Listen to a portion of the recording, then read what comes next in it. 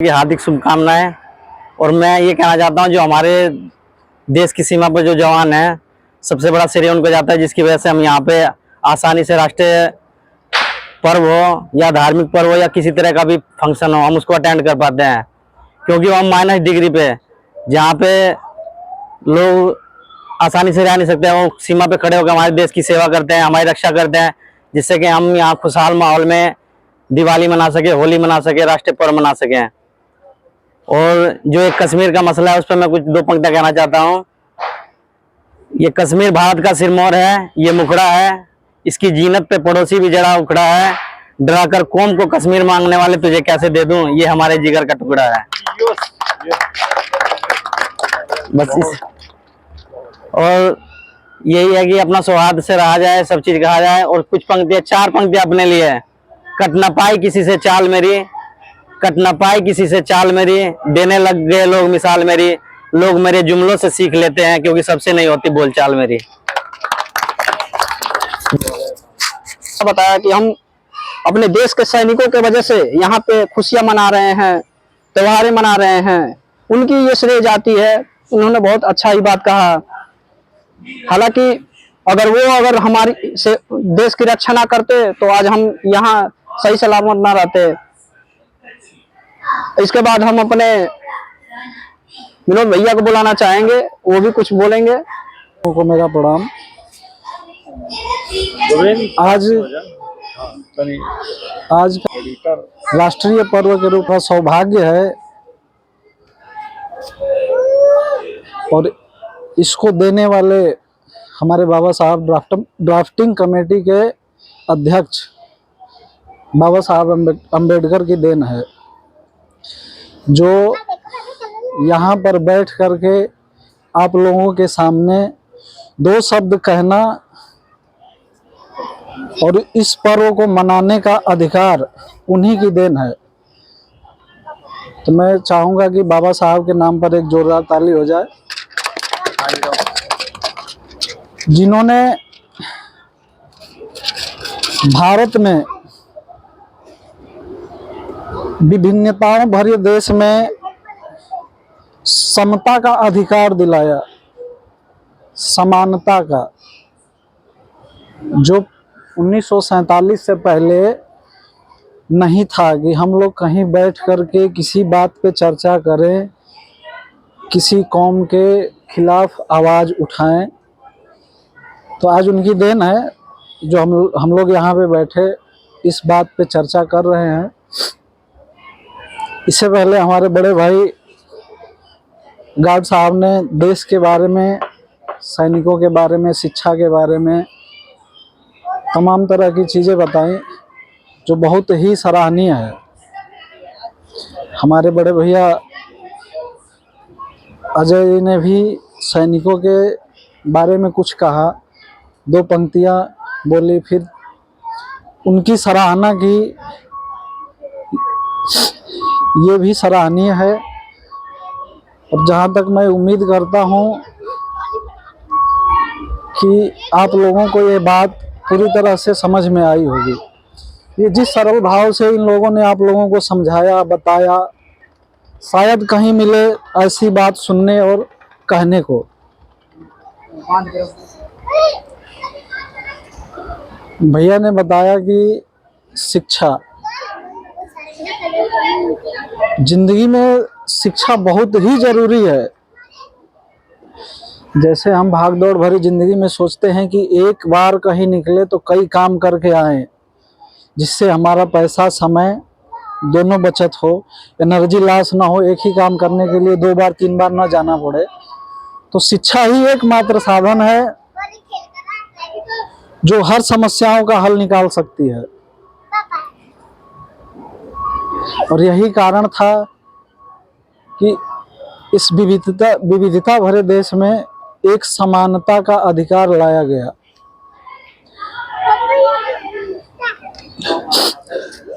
नहीं तो और भी देशों को देख लीजिए कि कितनी असमानताएं हैं, कितनी परेशानियां झेलनी पड़ रही है। एक ही कौम के लोगों के रहते हुए भी बहुत सारी परेशानियों को झेलना पड़ता है।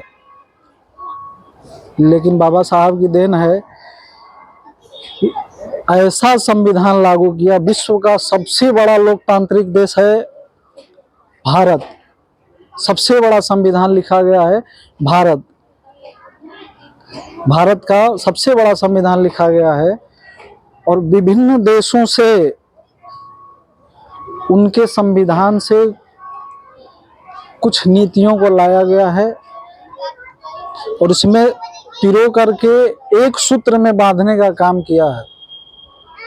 वैसे तो 13 कमेटियां बनाई गई थी संविधान लिखने के लिए,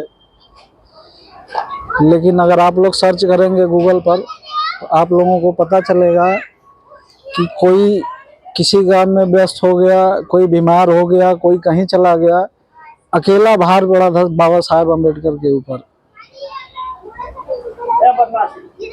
जिन्होंने इतनी मेहनत करके इतनी अत्याचार छुआछूत की लड़ाई को लड़ करके एक समानता का अधिकार दिलाया। और उन्हीं के कारण आज हम लोग इस पर्व को मना रहे हैं। और रही बात शिक्षा की, तो शिक्षा एक महत्वपूर्ण चीज है। अगर आदमी शिक्षित ना हो तो वो जानवर के समान है, क्योंकि उसमें बहुत कम मिलेगा जो आप लोगों को शालीनता, विवेक, ये चीज बहुत कम होगा। और ये चीज हमारे ही कास्ट के लोगों में पाया जाता है। ओबीसी, एससी, एसटी के वर्गों में बहुत सारे लोग जो सवर्ण कास्ट के लोग हैं वो तो हाईली एजुकेशन प्राप्त कर चुके हैं। वो नहीं चाहते कि हम लोग आगे बढ़े। आरक्षण का विरोध होता है, होता आ रहा है, लेकिन अभी तक ये संभव नहीं हो पाया कि आरक्षण खत्म हो जाए। अगर इनके हाथ में होता तो ये आरक्षण भी खत्म कर देते। फिर वही स्थिति आती कि चलो शिक्षा में, हालांकि ये शुरुआत हो चुकी है, पता नहीं चल रहा है, लेकिन ये शुरुआत हो चुकी है। शिक्षा का निजीकरण होना शुरू हो गया है, प्राइवेटाइजेशन हो रहा है, जिससे शिक्षा की कीमतों में बढ़ावा हो रही है, किताबें महंगी हो रही हैं। तो ये सब हमारे ज़िंदगी में दिक्कत और परेशानी का सबब है। इससे हमें कुछ सीखना है, चाहे कितनी ही कठिनाई क्यों ना हो। खुद को शिक्षित बनाना है और अपने परिवार के लोगों को भी शिक्षित करना है। जितनी प्रताड़ना बाबा साहब ने सही, हम लोग, आप लोग अगर रहते तो कब का छोड़ दिए होते। जब लंदन से बाबा साहब वापिस आ रहे थे भारत में तो 50,000 किताब, 50,000 किताबों से भरी एक जहाज डुबो दी गई, लेकिन फिर भी 50,000 किताब भारत के अंदर आई। अकेला व्यक्ति लड़ा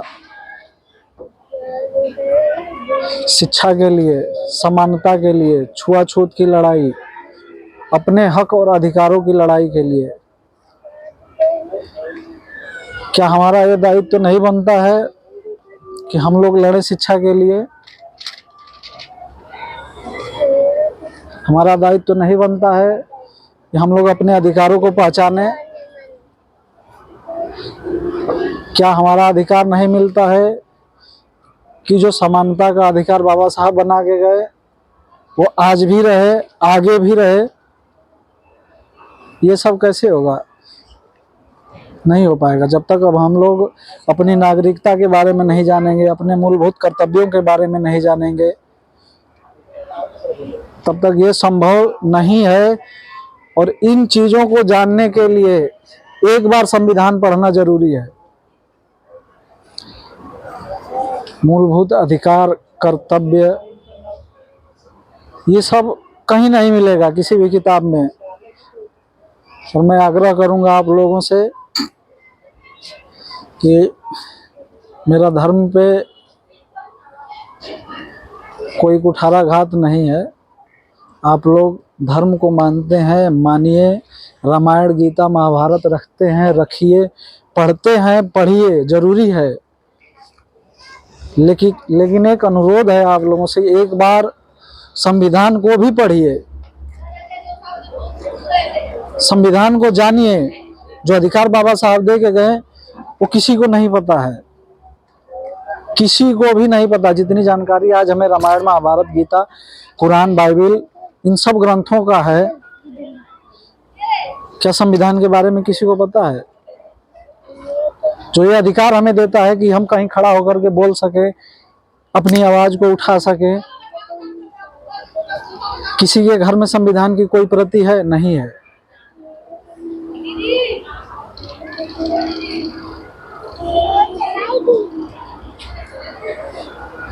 जो चिंगारी बाबा साहब ज्योतिबा फुले पेरियार नायकर लगा के गए थे, उतनी पर ही अटकी पड़ी है। इस चीज को आगे बढ़ाने का काम हम, आप और भाई लोग कर सकते हैं, दूसरा कोई नहीं करेगा। लोगों से मेरी यही अनुरोध है कि एक बार पढ़िए, खुद पढ़िए, अपने बच्चों को पढ़ाइए, ताकि वो इन चीजों को समझ सके कि हमें कब कहाँ क्या बोलना है, कैसे रहना है, किसके साथ कैसे व्यवहार करना है, हमारा क्या अधिकार है, हमारे ऊपर कौन से जबरदस्ती अधिकार थोपे जा रहे हैं। तो जब तक उस चीज की जानकारी नहीं होगी, तब तक हम लोग पूर्ण रूप से स्वतंत्र नहीं होंगे। कहने को तो हमें 75-76 साल हो गया, गणतंत्रता मिल 75 साल हो गए, स्वाधीनता मिले 76 साल हो गए, लेकिन क्या हम लोग आजाद हैं? राह चलते पुलिस थप्पड़ मार देगा, क्यों मार देगा? उससे सवाल पूछने की हिम्मत नहीं हमारे में, क्योंकि हम नहीं जानते कि इसके जवाब में हम क्या बोले। अपने आप को सुधारें और बच्चों को सुधारें, परिवार अपने आप सुधर जाएगा। भैया ने कहा कि शिक्षा की नींव मजबूत होनी चाहिए। बाबा साहब ने भी कहा था कि आप हमें शिक्षा ग्रहण करने का अधिकार दे दो। 1947 से पहले ना हमें मंदिर में जाने का अधिकार था, ना स्कूल जाने का अधिकार था, ना कोई काम करने का अधिकार था, बस वही कर सकते थे। लेकिन संविधान लागू होते ही उन लोगों ने हमें गीता पकड़ा दिया, महाभारत पकड़ा दिया, रामायण पकड़ा दिया। क्यों? अपने संविधान रख लिया, क्योंकि उनको पता था कि आने वाले समय में इनकी महत्ता कम है, लेकिन इसकी ज्यादा है। इनकी महत्ता कम है, लेकिन इसकी ज्यादा है। हम अपने अधिकारों को नहीं जानते। भगवान राम में हमारी आस्था है। टोटल लागत 15 अरब की आई है, टोटल लागत 15 अरब की आई है, जबकि 30 अरब रुपया चंदे के रूप में इकट्ठा हुआ है। 1100 करोड़ रुपया निर्माण कार्य में लगा, 300 करोड़ रुपया और लगेगा। ये धार्मिक कार्य है, कोई सवाल जवाब नहीं करेगा। राम को हम मानते हैं, हम भी जपते हैं, लेकिन क्या ये जरूरी है नाम पे लूटा जाए?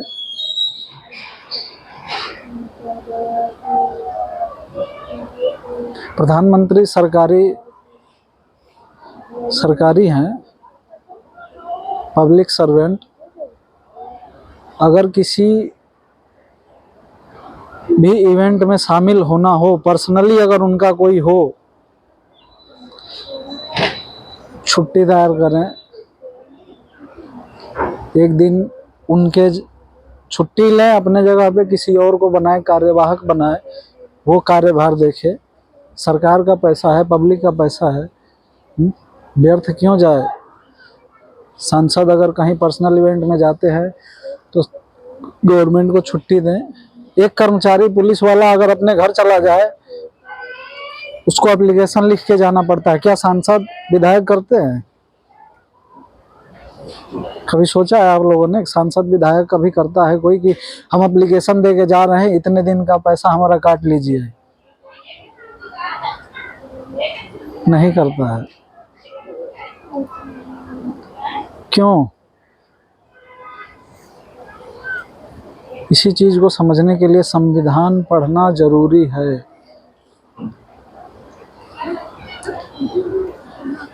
आज तमाम तरह के बदलाव किए जा रहे हैं। प्रधानमंत्री के आर्थिक सलाहकार ने कहा कि संविधान बहुत पुराना हो चुका है, 70 साल हो गए संविधान को बने, संविधान नया बनना चाहिए। क्या बनाएंगे उसमें नया? जो नागरिकता अधिकार हमें दिया गया है उसको बदलेंगे? जो हमारे मूल कर्तव्य है उसमें कोई दिख रही है? उन्होंने तो कह दिया कि संविधान बदलना चाहिए, तमाम देशों का उदाहरण भी दिया, लेकिन उसमें कई देश हैं जो भारत से भी पहले आज़ाद हुए और भारत से भी पहले का उनका संविधान है, उसमें कोई संशोधन नहीं हुआ। इसमें तो संशोधन की सुविधा है, जहां गलत लगे आपस में बैठ करके संसद भवन में पास किया जाता है, उस चीज़ को बदला जाता है। कोई मतलब नहीं होता, लेकिन अपनी डफली अपना राग, क्या कहेंगे। आम जनता को ठग रहे हैं। मोदी जी बड़े गर्व से कहते हैं कि 80 करोड़ गरीबों को 5 साल राशन मुफ्त दिया जाएगा, यानी कि वो इस बात को भी मानते हैं कि भारत में 80 करोड़ गरीब हैं। वो इस बात को भी मानते हैं कि भारत में 80 करोड़ गरीब हैं। विकसित कैसे बनेगा? संकल्प यात्रा करने से। संकल्पित भारत बनने के लिए कार्य करने पड़ेंगे। उसके लिए त्याग, तपस्या, बलिदान, आज़ादी ये मांगती है तो विकसित भी ये मांगेगा, जरूरी है। ऐतिहासिक कार्य पंजाब में हुआ। पंजाब की सरकार ने 1 सांसद 1 पेंशन की सुविधा लागू की पूर्ण बहुमत से। अगर एक बार सांसद, एक आदमी 2 बार सांसद हुआ तो एक सांसद की 75,000 सैलरी है, तो 75,000 के हिसाब से पर मंथ का अगर 5 बार हो गया तो आप हिसाब लगा सकते हैं। एक महीने में 5 बार सांसदी का पेंशन उसको मिलेगा तो कितना मिलेगा 75,000 के हिसाब से। ये सब हम लोग नहीं समझ पाएंगे, और समझेंगे कब?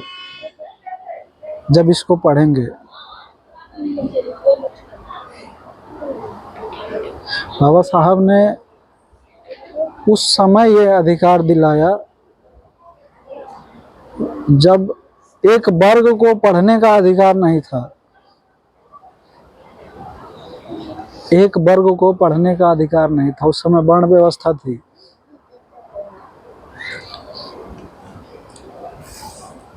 जिन्होंने इनका विरोध किया और अकेले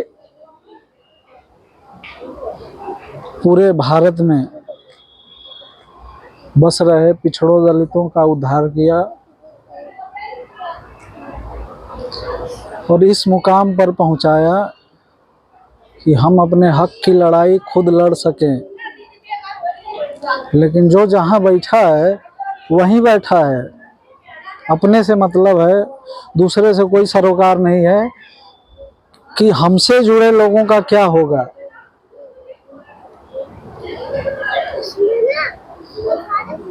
हाथ में किसी पार्टी का झंडा लेकर खड़ा होने से काम नहीं चलेगा कि हम फला पार्टी के हैं, फला पार्टी का झंडा लेकर हम उनके लिए मर मिटेंगे। मर मिटो, तुम्हारे परिवार को क्या मिलेगा?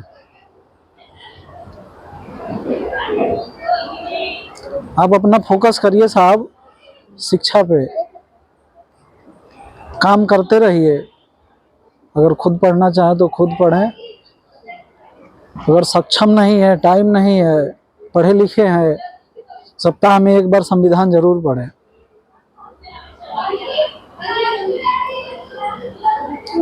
जो हमें हमारे अधिकारों से अवगत कराता है।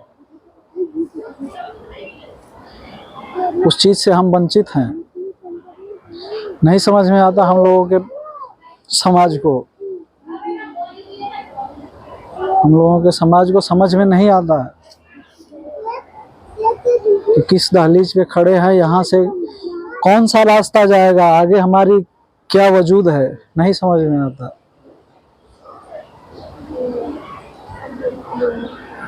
ना ही कोई इस पे बोलने के लिए तैयार है, ना खड़ा हो सकता है कि हम इस चीज़ को कहें।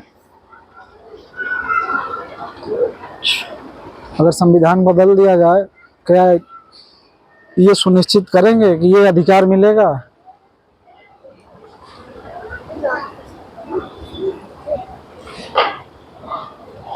हमें अपने हक की लड़ाई खुद लड़नी होगी, और ये तभी संभव है जब हमारा समाज शिक्षित हो।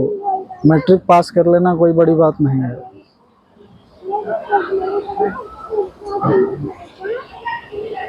हमें शिक्षा के उस मकाम पे पहुंचना है जहां से हम अपने अधिकारों को समझ सकें। किसी भी तरीके से, कैसे भी करके खुद पढ़िए और अपने बच्चों को भी पढ़ाइए। अगर आप लोग पढ़े लिखे हैं, किताब लाइए। अगर नहीं समझ में आता कि हम किसकी किताब पढ़ें, किसी से पूछिए किसकी किताब हमें पढ़नी चाहिए। गौतम बुद्ध, पेरियार, बाबा साहेब, भगत सिंह, सरदार वल्लभ भाई पटेल, पंडित जवाहरलाल नेहरू, सुभाष चंद्र बोस, खुदीराम बोस, महात्मा गांधी, ज्योतिबा फुले, सावित्रीबाई फुले, ये सब महापुरुषों की किताबें हमारे घर में होनी चाहिए। फ़ोटो रखिए ताकि बच्चे देखें तो पूछें। और फ़ोटो रखने से काम नहीं चलेगा, फ़ोटो रखिए तो उनके बारे में भी जानकारी रखिए, ताकि कल को वो पूछे तो उनको बताना पड़ेगा कि ये फलाना व्यक्ति हैं, इन्होंने ऐसा काम किया हमारे देश के लिए और इसलिए हम इन पे फक्र करते हैं, गौरवान्वित महसूस करते हैं।